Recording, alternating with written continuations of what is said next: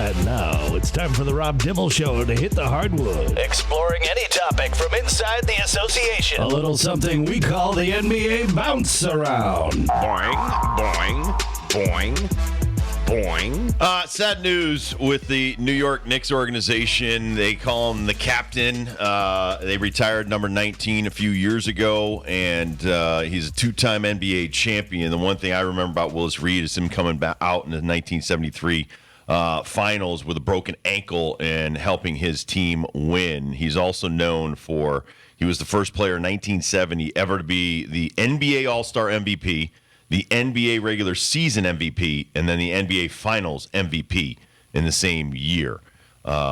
May Willis Reed rest in peace. He was a two-time champion, two-time NBA Finals MVP, seven-time All-Star. He's a Hall of Famer, and he is one of the top 50 greatest basketball players ever to play in the NBA. And I always thought he was a cool cat.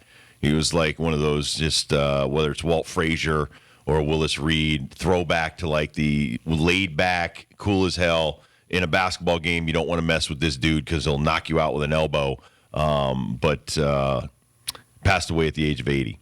For me, Willis Reed and the night that he played when he shouldn't have played, and he's probably done it multiple times, but when they say having a Willis Reed game, meaning the player wasn't expected to play, then comes out of nowhere and has a great performance, I just think that we're missing some of that.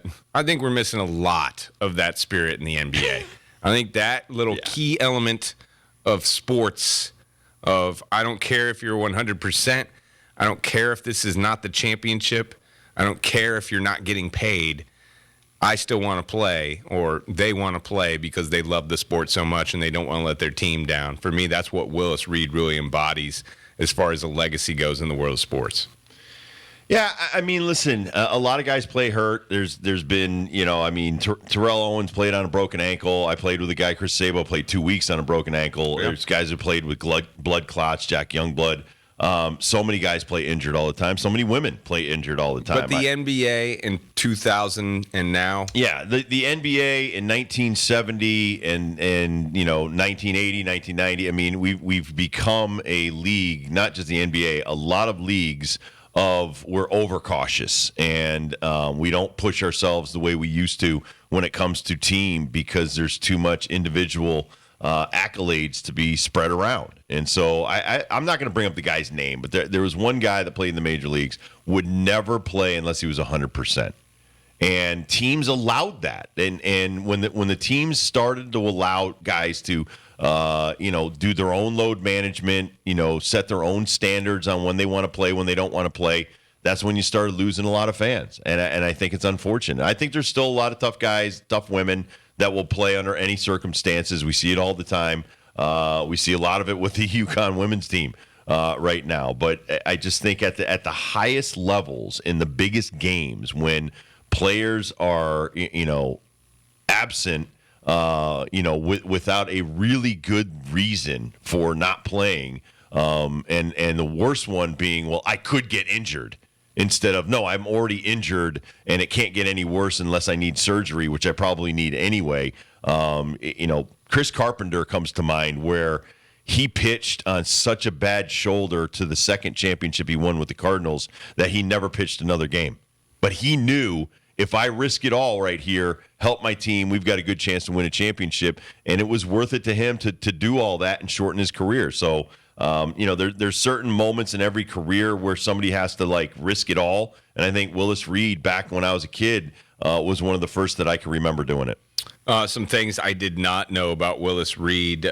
First of all, he's a national champion through NAIA, one of my NAIA brethren. Yep. Grambling State, he grew up in the South. I knew that, but I did not know his Big East connections, where he was a coach for Creighton for 4 years. I did not know that whatsoever. Won a gold medal in the Olympics. I knew that, and when the Olympics basketball was a lot different too, by the way. Yeah.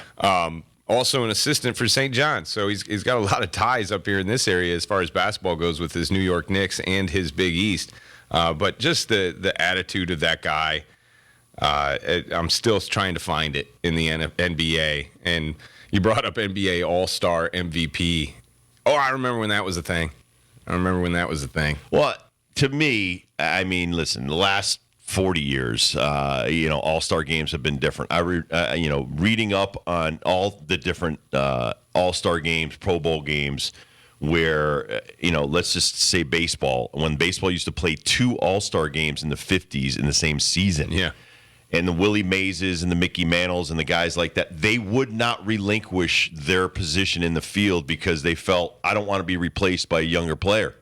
I owe it to the fans who came to see me, but I also am not, until you take the job from me in an All-Star game, you're not getting, playing time. And I think that was the attitude back then. Now it's just like, I was a part and covering this early in my broadcasting career where guys would do their couple of at-bats, get in a limo, go to the airport, and go right back to the season because they didn't really take the All-Star game seriously, and that's unfortunate. I think we're getting back to that, but I don't think we'll ever get as far back as Willis Reed's day. So Julius Randle had a day last night. Night to remember. A night to remember, but a night to forget. Is it a night to remember when you score over 50, but and your team still loses? No.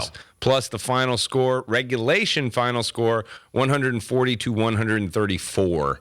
Is it a thing when you score 50 points and everyone is scoring over 25 or 30 alongside you because of those numbers? I just think it's the game. I think there's some games where the defense is shoddy and both teams are very comfortable going down the court, shooting threes, blasting the scoreboard, and the scores are insane. But for Julius Randle, if you see his production, this is his best season by far. Yeah. He has continued to get better, averaging like 18 points, 19 points, 21 points, 23 points. Now he's up to, averaging almost 26 points per game and over 10 rebounds a game. Guy's having an MVP season.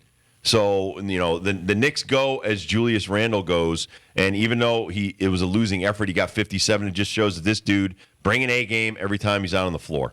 Yeah, a game they should have won, too. I think they're a better team than the Minnesota Timberwolves.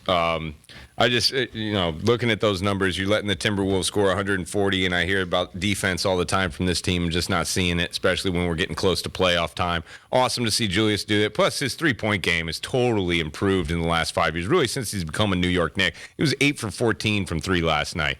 That definitely helps out getting 57, but to get 57 and to lose the game, I don't think that's anything to celebrate. I'd be very upset. As you always talk about pitchers, for a starting pitcher, when they throw 8 and then they lose 2-1, you just wasted that dude. I think the Knicks, the rest of that team, wasted a great effort from Julius Randle last night. Well, they had won 9 in a row, then they dropped 3, then they won another 3 in a row, and then they dropped that one last night. I mean, I don't want to say they're streaky. They've been good. Streaky. They've been good. They got on that really nice winning streak. I don't know what Thibodeau's doing. He might be resting some of these guys in anticipation of a long postseason, but that's what we talk about all the time.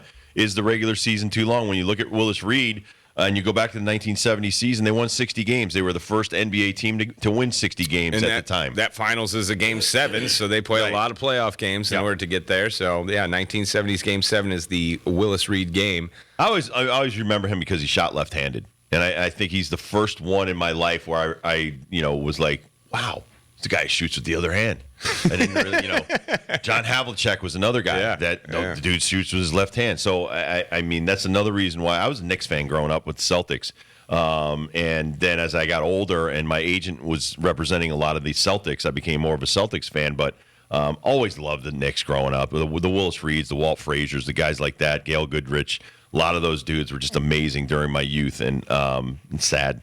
But we all get old, and he had a great life. Yeah, he lived to the age of 80 years old and did a lot in this world. I'd take 80 as well. Great for the game. Assuming the New York Knicks are going to honor him in some way the rest of this regular season and perhaps in the playoffs. They're 42-31. Nothing to shy away from. That's a great little record for them. A little bit above 500 at home, though. That's unfortunate. I mean, Madison Square Garden, you should be kicking some serious butt there. That's so true. But they're only 2 games up on the Brooklyn Nets, who are in the 6th spot, 3 games up on the Miami Heat, which is the play-in game line there for the Eastern Conference. By the way, big game tonight between the East and the West. 2 seed in the East, the Boston Celtics go to Sacramento for the 3 seed against the Kings. Yeah, the Kings still hanging tough, man. Only 4.5 back from Denver to the top spot in the Western Conference Finals.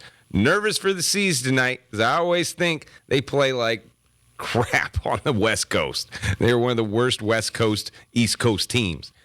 And this Kings team, and I don't know why anyone's not giving them any credit for what they've done already this regular season. They've got a lot of young, hungry guys that don't know any better, and they can go out and win this game. Boston Celtics favored by 5 in this one, but I think it's just a big game for the Boston Celtics right now. Yeah, I definitely think get that number 50 win for you.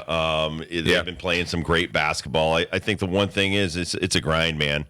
And that West Coast trip for East Coast teams, even though I was a middle of the country team with Ohio and Cincinnati, every time we went to the West Coast, it just seemed to be, I don't know, not just the change in time. It was just like there was this aura around all the places we played, Dodger Stadium, San Francisco, San Diego, and we just couldn't win. And it gets to be a thing in your head. So hopefully the Celtics start blocking that out and kick some Sacramento butt tonight. A lot of action could happen in the Eastern Conference in the remainder games. We basically got about a handful, about 10 or 11 games for each team. The Boston Celtics are 2.5 away from the Milwaukee Bucks, who are on the top of the Eastern Conference, but really below them is what should scare Celtics fans. Only a half a game up on the Philadelphia 76ers, who have been playing lights out lately. I know they lost their last one, but they're 8-2 in their last 10. We love the Cleveland Cavaliers. They're 7 games away from the Bucks, only 4.5 away from the Celtics. I would just think if you're the Celtics, you want to remain in that 2 spot. You want to take on one of these play-in game teams, whether it's the 7 or if you do get the 1 to be the 8. But I do think for this team in particular, and against the Bucks, and against the Sixers, and against the Cavs, the Celtics need home court advantage. I think it's very beneficial for them to get home court advantage. So more wins, the merrier. But you got to stay healthy, so you got to kind of play that balancing act in the remainder games. Really haven't talked about Ja Morant and his comments, but the one thing, his team's been playing pretty well. Second right now in the West. Second right now, 44-27. They're on a 3-game winning streak. Yep. 6 of the last 10, but everybody thought they would totally fall apart without Ja Morant, and they didn't. Well, there's a team that plays well at home. They are really good in Memphis, and 30-5. That little small market has a deeper ownership to their franchise, I think, than maybe any other team. Maybe the team above them, the Denver Nuggets, they got a good thing going there in Denver with their fan base, and plus they're really good at home. They've already got 30 wins racked up at home. But the Memphis Grizzlies, no Ja Morant, no problem lately. They've won their last 3, like Dibs said, but you don't want to play this team at home. So if the Western Conference teams below them can make some kind of damage in them to get them out of those top spots and get them away from their home court, the better. I'm sure Memphis likes that 27 points coming back from Ja Morant and almost 9 assists a game. That's some big numbers right there that they'd been missing. Just the dunks, man. Like we talk about this with UConn and Andre and Sanogo and the attitude change. When Ja goes liftoff, like 2 steps in from the free throw line, when he takes flight, everyone holds their breath. And then when he slams it in somebody's face, he buries them. Not the biggest dude. I mean, he's 6'3", but he's only 175. Fearless. So he's fearless, and he's exciting for the game. And I listen, I take a man at his word, and he says he's going to change the narrative, and he's going to get the respect that he had before, because we talked about some of his off the court accomplishments and how much the town loves him and how much the community loves him and all the stuff, all the good he's doing. So I can't let one bad, awful thing replace all the good stuff that this guy has done already. So he's a young man, and he's got his whole career and life ahead of him, and good luck. And I think that it's difficult in these times, especially with social media and branding, and everybody wants to be out there and relevant, and I got to get my name out on TikTok or Snapchat or whatever and do the coolest, weirdest things. That's something that he'll regret forever. Yeah, and he didn't put anybody else's life in danger. No. He was not drinking and driving. He was being really stupid. That's what I'll chalk it up to. I'm still a Ja Morant fan. It was a say it ain't so moment for me when I saw the stupid video. But again, I just think it's the dumbest thing he has ever done in the public eye. I always come back to the moment after they lost to Florida State in downtown Hartford at the XL Center when we were hosting the NCAAs. Murray State's head coach was on the dais for the postgame. I asked Coach, I think it was Coach Prom at the time, Coach Steve Prom, who was his coach, how are you able to keep this kid so grounded when the whole world for the last 2 years knew he was going to be a number 1 or number 2 pick? Coach said it wasn't me, wasn't the program, wasn't in school. It was his mom and dad. And when I heard that I knew about Ja's background. I know he is from a very good family, and I know that his decisions are always well thought out. And when I saw that video, and what I know from Coach Prom telling me 3 years ago, that did not match up. And I know he's so much better than that stupid moronic decision that he did on Instagram. All right, Bob Joyce joined us in studio a little while ago, and we're going to play that back for you right now. It was great talking about last night's huge win, getting the UConn women to their, 29th straight Sweet 16. That's just mind-numbing in itself. But Bob Joyce, UConn women's basketball play-by-play voice, also men's hockey and football. Bob Joyce joins us next on the Rob Dibble Show with Ben Darnell on your afternoon drive. Thank you so much for keeping us on the air, along with Kurt Kaplan. Happy birthday to Curtis, everybody, and we'll be right back.